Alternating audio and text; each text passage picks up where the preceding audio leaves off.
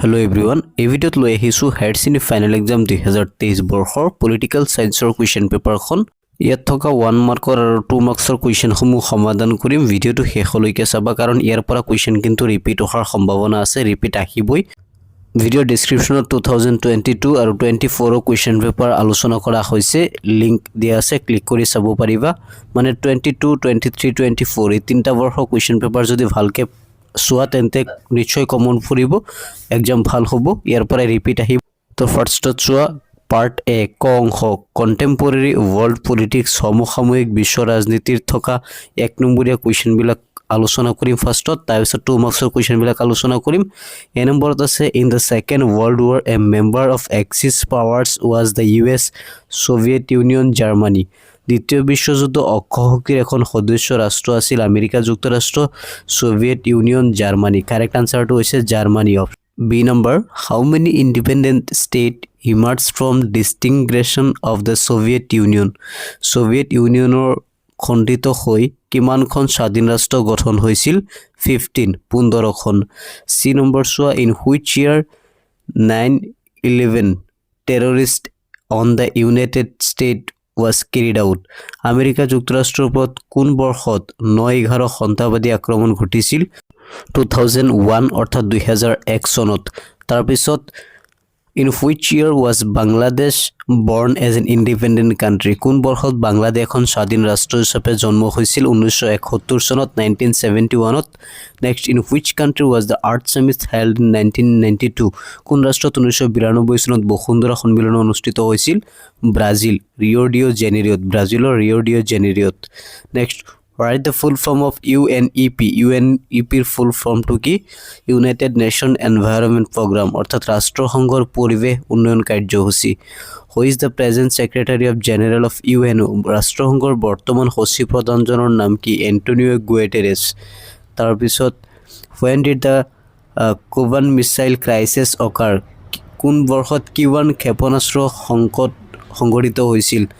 1962ত। Next Berlin wall was demolished in the year. Berlin দেৱাল চনত ভংগ হৈছিল 1989ত। বাৰ্লিন দেৱাল ভংগ হৈছিল। তাৰপিছত নেক্সটটো হৈছে যে number the collapse of which country is known as the collapse of second world war. কোনখন ৰাষ্ট্ৰৰ পতনক দ্বিতীয় বিশ্বযুদ্ধৰ পতন হিচাপে জনা যায়? Soviet union. 2 মাৰ্কছৰ কুৱেশ্যনবিলাক এবাৰ চাই যোৱা।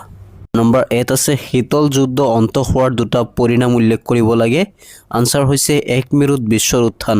সোভিয়েট ইউনিয়নৰ পতনৰ লগে লগে বিশ্বত আমেৰিকা যুক্তৰাষ্ট্ৰ একমাত্ৰ শক্তি হিচাপে পৰিগণিত হয়, এইটো এটা পৰিণতি। তাৰপিছত নতুন ৰাষ্ট্ৰৰ আৱিৰ্ভাৱ। সোভিয়েট ইউনিয়ন ভাঙি কেইবাখনো নতুন স্বাধীন ৰাষ্ট্ৰ সৃষ্টি হৈছিল। তাৰপিছত কুৱেশ্যনটো হৈছে বি নম্বৰটো যে 1967 চনত এছিয়ান গঠনৰ সময়ত সংগঠনটোৰ সদস্য ৰাষ্ট্ৰসমূহ কোন কোন আছিল? ইণ্ডোনেছিয়া, মালয়েছিয়া, ফিলিপাইন, ছিংগাপুৰ আৰু থাইলেণ্ড। এই ৰাষ্ট্ৰকেইখন আছিল। তাৰপিছত যুদ্ধ নিবাৰক আৰু প্ৰতিৰক্ষাৰ মাজত পাৰ্থক্যটো কি? প্ৰতিৰক্ষা মানে হ'ল আক্ৰমণৰ পৰা নিজকে বচোৱা, আনহাতে যুদ্ধ নিবাৰক মানে হ'ল শত্ৰুক আক্ৰমণ কৰাৰ পৰা বিৰত ৰাখিবলৈ ভয় দেখুওৱা। তাৰপিছত সামূহিক সম্পদ বুলি জনাজাত পৃথিৱীৰ যিকোনো 2টা অঞ্চলৰ নাম এণ্টাৰ্কটিকা আৰু মহাকা। তাৰপিছত বিশ্বায়নৰ 2টা কাৰণ।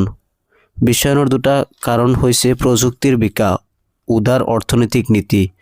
তাৰপিছত বিশ্বায়নৰ 2টা অৰ্থনৈতিক পৰিণাম। তোমালোকে এইটো লিখিবা যেহেতু ভিডিঅ'টো বহুত দীঘল হৈ যাব। তাৰপিছত কুৱেশ্যনবিলাক চোৱা। ভাৰত আৰু চীন দেশৰ মাজত সংঘাতৰ 2টা ক্ষেত্ৰ উল্লেখ কৰিব লাগে। তাৰপিছত মাৰ্কিন আধিপত্যৰ ওপৰত থকা 2টা প্ৰতিবন্ধকতা। এই কুৱেশ্যনবিলাক তোমালোকে চাই যাবা। 3 নম্বৰত আছে 4 মাৰ্কছৰ কুৱেশ্যনবিলাক 5টা যিকোনো 5টা কুৱেশ্যনৰ উত্তৰ লিখিব লাগে। শীতল যুদ্ধৰ সময়ত গোষ্ঠী নিৰপেক্ষতাবাদ কেনেদৰে ভাৰতক সহায় কৰিছিল? আমি নেক্সট পাৰ্ট বি লৈ আগবাঢ়িছোঁ। পাৰ্ট বিত কি কি কুৱেশ্যন এইপিনে 5, 4 বা 6 মাৰ্কছৰ কুৱেশ্যনবিলাক এবাৰ জাষ্ট তোমালোকে চাই যোৱা। এইবিলাক হৈছে 6 মাৰ্কছৰ কুৱেশ্যন। 6 মাৰ্কছৰ কুৱেশ্যনবিলাক এবাৰ চোৱা। আমি পাৰ্ট বি লৈ আগবাঢ়িছোঁ। পাৰ্ট বিটো যিকোনো 6টা কুৱেশ্যনৰ আনচাৰ লিখিব লাগে, কিন্তু অপশ্যন বহুতকেইটাই আছে, প্ৰায় 10টা কুৱেশ্যন আছে, 10-12টা। গতিকে গোটেইখিনিৰ আনসাৰ তোমালোকে জানি লোৱা কোৱেশ্চনবিলাক কিন্তু কমন ফাৰ্ষ্টৰ এ নম্বৰটো in which state of India for the first time in the world a communist party government came to power through the democratic election এইটো হ'বগৈ ভাৰতৰ কোনখন ৰাজ্যত পৃথিৱীৰ ভিতৰত প্ৰথমবাৰৰ বাবে কোনো এটা সাম্যবাদী দলে গণতান্ত্ৰিক নিৰ্বাচনৰ মাধ্যমেৰে ক্ষমতা দখল কৰিছিল কেৰেলা নেক্সট দেশ was the chairman of the drafting committee of the constitution of assembly সংবিধান সভাৰ খচৰা সমিতিৰ সভাপতি কোন আছিল doctor BR. Ambedkar next where was the first summit of NAM held নেমে প্ৰথম গোষ্ঠী নিৰপেক্ষ শিখৰ সন্মিলন ক'ত অনুষ্ঠিত কৰিছিল 1961 চনত যুগোস্লাভিয়াত মানে বেলগ্ৰেডত তাৰপিছত চাইনা ইনভেডেড ইণ্ডিয়া চীনে ভাৰত আক্ৰমণ কৰিছিল কিমান চনত 1962 চনত mention the name of the prominent leader of the Narmada Bachao movement Narmada Bachao আন্দোলনত এজন প্ৰখ্যাত নেতা বা নেত্ৰীৰ নাম উল্লেখ কৰিব লাগে মেধা পাটকৰ আছিল নৰ্মদা বাচাও আন্দোলনৰ এজন প্ৰখ্যাত নেতা when was the state of the reorganization act passed ৰাজ্য পুনৰ্গঠন আইনখন কোন চনত গৃহীত হৈছিল 1956 চনত তাৰপিছত the right to information came into force 2005 right the true or false তথ্য জনাৰ অধিকাৰ আইন 2005 চনত বলবৎ হৈছিল সত্য নে অসত্য এইটো সত্য next in which year the Shah commission of enquiry was appointed Shah তদন্ত আয়োগ কোন বৰ্ষত নিয়োগ কৰা হৈছিল 1977 চনত হু ষ্টাৰ্টেড টোটেল ৰিভলিউশ্যন সৰ্বাত্মক বিপ্লৱ কোনে আৰম্ভ কৰিছিল সৰ্বাত্মক বিপ্লৱ আৰম্ভ কৰিছিল জয়প্ৰকাশ নাৰায়ণে তাৰপিছত who was the founder president of ভাৰতীয় জনসংঘৰ প্ৰতিষ্ঠাপক সভাপতি কোন আছিল শ্যামা প্ৰসাদ মুখাৰ্জী নেক্সট 2 মাৰ্কছৰ কুৱেশ্যনবিলাক এবাৰ চাই লোৱা এই নম্বৰটো হৈছে স্বাধীনতা লাভৰ ঠিক পিছতে ভাৰতবৰ্ষত সন্মুখীন হোৱা দুটা প্ৰত্যাহ্বান দেশ বিভাজন আৰু শৰণাৰ্থীৰ সমস্যা তাৰপিছত হৈছে দেশীয় ৰাজ্যৰ চামিলকৰণ এই দুটা সমস্যা